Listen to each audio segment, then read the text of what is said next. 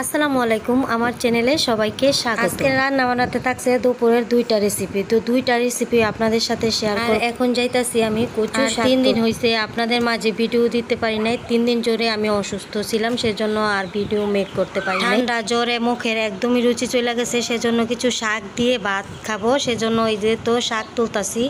আর এই শাকটা হয়েছে কচু শাক। আর কচু শাক দিয়ে কিভাবে এই রেসিপিটা বানাবো সেটাই আপনাদের সাথে শেয়ার করব। যখনই আমি ভয়েস দিই মাছটা কিন্তু আমার সামনে এসে অনেক চিল্লাপাল্লা করে, সেজন্য ভয়েসে কিন্তু বাইরের সাউন্ডটা আসে। তো যদি আপনাদের কোনো খারাপ লাগে তাহলে ক্ষমা সুন্দর দৃষ্টিতে দেখবেন। ছোট বড় মিলাই এই তো কচু শাকের পাতাগুলো আমি ছিঁড়ে নিতেছি। আর যতক্ষণ পর্যন্তই কাজ বাজ করি ততক্ষণ পর্যন্তই আমার পাশে মাছটাকে রাখতে চেষ্টা করি। কচু পাতাগুলো না একদমই কচি কচি ছিঁড়তে হইব। আর এই তো কচি কচি দেখে আমি কচি পাতাগুলোই ছিঁড়তাছি। আমি কিন্তু বিড়ালরে অনেক ভয় পাই, সেজন্য আজমির আমার পিছনে একটা বিড়াল দাঁড়া করে রাখছে যাতে করে আমি ভয় পাই। আর আজমির কিন্তু আমার সাথে অনেক দুষ্টমি করে। আর এই যে বিড়ালটা বসে আছে আর আমি এখান থেকে চলে যেতেছি আমার বাসাতে। কিন্তু ঠান্ডায় নাকে কথা বাইজা গেছে, তো আমার কথার যে ভয়েসটা আছে ভয়েসটা শুনলে আপনারাও জানতে পারবেন যে আমার ঠান্ডাটা কি পরিমাণ বাড়ছে। আর আমি কিন্তু মেডিসিন খাইতেছি, তারপরেও আমার ঠান্ডাটা একদমই কমতেছে না। বাসায় এসে এখন কচু পাতাগুলো একদম ভালো করে ফ্রেশ করে আমি ভালো পানি দিয়ে ধুয়ে নিতেছি। আর গত ভিডিওতে বলেছিলাম লিজা তো বাসায় গেছে 1 সপ্তাহের জন্য। তো আজকে লিজা গাড়ি তুলবে, আমাকে ফোন করে বলে দিয়েছে যে আজকে আমি গাড়ি তুলবো নাইটের গাড়িতে। তো সকালবেলা এসে নামবো, দেখা হবে। পাতাগুলো পরিষ্কার পানি দিয়ে ধুয়ে ভালো করে তারপরে এখন হাতে ভালো করে ছোট ছোট করে ছিঁড়ে নিতেছি। আর ছিঁড়ার পরে এই শাকগুলা রসুন তারপরে কাঁচামরিচ পেঁয়াজ দিয়ে আমি ভালো করে সিদ্ধ করব। আর যখনই সিদ্ধ করব এই শাকগুলা একদমই মেহেদির মতো একদমই মানে মিহি হয়ে যাব রান্না করলে। তখন আমি শিলপাটায় বেটে আমার তো শাক কাটা হয়ে গেছে। এখন আমি এই যে রসুন কেটে নিতেছি, রসুনটা ভালো করে ছিলে নিতেছি। লিজা কিন্তু ফোন করে বলে দিয়েছে আমার জন্য হাঁস কিনছে, ওর বাড়ি থেকে নাকি আমার জন্য হাঁস আনবে। আর এই তো আমার রসুন ছিল হয়ে গেছে। আর এই তো দেখছেন কতগুলো আদা রসুন। এই আদা রসুনগুলো আমি সব কাজ সেরে রান্না বান্না শেষ করে তারপরে আদা রসুন নিয়ে আমি বসবো। আর আদা রসুনগুলো একদমই ভালো করে ফ্রেশ করে ছিলে তারপরে আমি কুচি কুচি করে কাটটা ফ্রিজে রাখবো। আর এই তো আমার শাক কাটা হয়ে গেছে। এখন আমি শাকটা কিভাবে রান্না করব আর কিভাবে ভর্তাটা বানাবো সেটাই আপনাদের সাথে কিন্তু আপনাদের কাছে প্রথমেই বলছিলাম যে আমি 2টা রেসিপি বানাবো। তো 2টা রেসিপি আরেকটা কি করব সেটাই ভাবছিলাম। তো আজকে রান্না করব সরিষা ইলিশ। তো পুরোটাই আমার জুড়ে থাকবেন। আর সরিষা ইলিশটা কীভাবে রান্না করব আজকের রেসিপিটাও আপনাদের সাথে শেয়ার করব। আর এই শাক রান্না করতে প্রথম দিয়ে দিছি আমি শাকগুলা, তারপরে দিয়ে দিচ্ছি রসুন, তারপরে কিছু কাঁচামরিচ দিয়ে দিচ্ছি 10-12টা, তারপরে কিছু লবণ দিয়ে দিয়েছি। আর কাঁচামরিচটা যে যেমন জাল খান ওই রকমভাবে মানে দিবেন। আর তারপরে কিছু পরিমাণ পানি দিয়ে দিলাম, তারপরে আমি ঢাকনাটা লাগিয়ে দিলাম। দেওয়ার পরে 5 থেকে 6 মিনিট পর আমি ফিরে আসব, দেখব যে শাকটা আমার একদমই মিহি হয়ে গেছে, রান্না হয়ে গেছে। আর এই তো 5 মিনিট পর আমি ফিরে আসব। আর এই তো 5 মিনিট পর ঠিক 5 মিনিট পর আমি ফিরে আসলাম। রান্নাটা এই তো শাক রান্না কিন্তু আমার হয়ে গেছে, শাকটা একদম মিহি হয়ে গেছে। আর শাকটা রান্না করতে বেশিক্ষণ লাগে না। আর এই যে রসুন আর কাঁচামরিচও কিন্তু সাথে সিদ্ধ হয়ে গেছে। ফ্রিজে রাখা ইলিশ মাছ নামিয়ে নিয়েছি, এখন আমি ভিজাইতেছি। ভিজাইয়ে রাইখা তারপরে আমি ওই পাশ দিয়ে ভর্তাটা কিভাবে বানাবো আর সরিষাটাও আমি বেটে নেব, সেটাও আপনাদের সাথে শেয়ার করব। আর বাজার থেকে যে সরিষাটা কিনে আনছে না এটা কিন্তু দোয়া ছিল না। এখন আমি ভালো করে ছোট ছোট ছিদ্র চালুনে আমি এটাকে ধুয়ে নিব।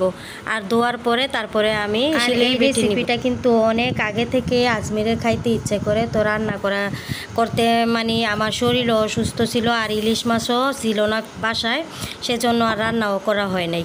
আর এই ইলিশ মাছটা গতকালই আনছে, সেজন্য আজকে মনে করছিলাম যে আমার শরীরটা একটু ভালো, সেজন্য রান্না করে দিই। বয়সটা দিতে বেশ কষ্ট হয়েছিল, এত পরিমাণ ঠান্ডা লাগছিল। বয়স দেওয়ার সময় মুখে জড়তা এসে গেছে, বয়সটা দিতে অনেক কষ্ট হয়েছিল, সেজন্য আর কি এইভাবে বয়সটা দেওয়া। আর এই তো আমার সরিষাটা ধোয়া হয়ে গেছে। এখন আমি যে শাকটা আমি সিদ্ধ করে নিয়েছিলাম এই শাকের ভর্তাটা আমি বানিয়ে নিব এখন। আর এই যে দেখেন কিভাবে শাকটা আমি সিদ্ধ করছি, কচু পাতা। আর এই শাকটা খেলে নাকি মুখে রুচি আসে, আর এই শাকটার মধ্যে অনেক ভিটামিন। আর আপনারা চাইলেও এরকম যাদের মুখে রুচি নাই এরকম ভর্তা করে খেতে পারেন। যাদের এই শিলপাটা নাই তারা কিন্তু ব্লেন্ড করেও নিতে পারেন।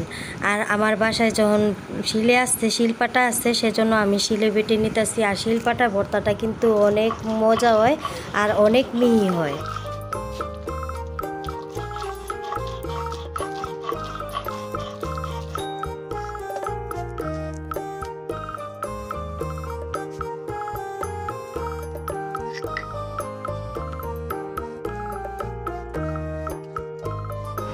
আর আমার তো ভর্তা বানানো হয়ে গেছে। এখন আমি পাটা ভালো করে ধুয়ে নিয়েছি, তারপরে এখন সরিষাটাও বেটে নিব। আর সরিষাটা বাটা হইলে তারপরে আমি সরিষা ইলিশ রান্না বসিয়ে দিব। আর প্রথমে আমি সরিষা বেটে নিই।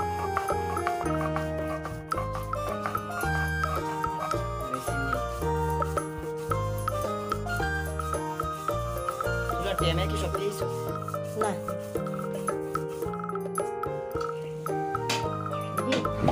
সরিষা বাটা আমার হয়ে গেছে, এখন আমি সরিষাগুলা উঠাই নিতেছি।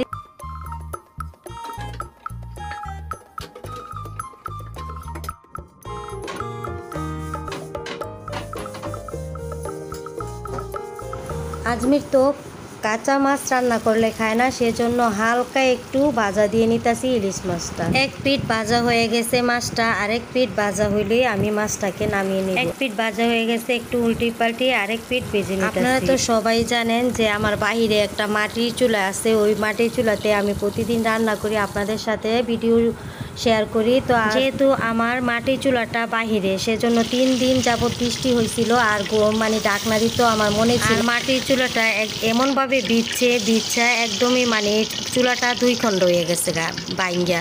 তো আপনাদের সাথে গল্প করতে করতে কিন্তু আমার মাছ ভাজাটাও হয়ে গেছে। এখন আমি তেলের মধ্যে কিছু পরিমাণ পেঁয়াজ দিয়ে দিয়েছি।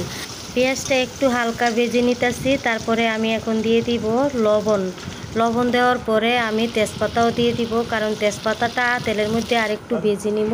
আর এখন দিয়ে দিতেছি 2টা তেজপাতা। আর এই সরিষা ইলিশের মধ্যে কিন্তু আমি আদা বাটা রসুন বাটা একবারে দিব। তেজপাতাটা পেঁয়াজের মধ্যে ভাজা হইলে তারপরে মানে অন্য মশলাও দিয়ে দিতেছি, হলুদের গুঁড়া, মরিচের গুঁড়া, ধনিয়ার গুঁড়া, জিরার গুঁড়া। আর সব মশলা কিন্তু আমি পরিমাণ মতোই দিয়ে দিতেছি। আপনারা এই রেসিপিটা দেখলে অনেকেই বলবেন যে আপা আদা বাটা রসুন বাটা দিলেন না কেন? তো আদা বাটা রসুন বাটা এই তরকারি দিলে আদা বাটা রসুন বাটার গন্ধটা আসবে, সেজন্য আর কি এই সরিষা ইলিশের মধ্যে আদা বাটা রসুন বাটাটা দেওয়া স্কিপ করে দিবেন আপনারা।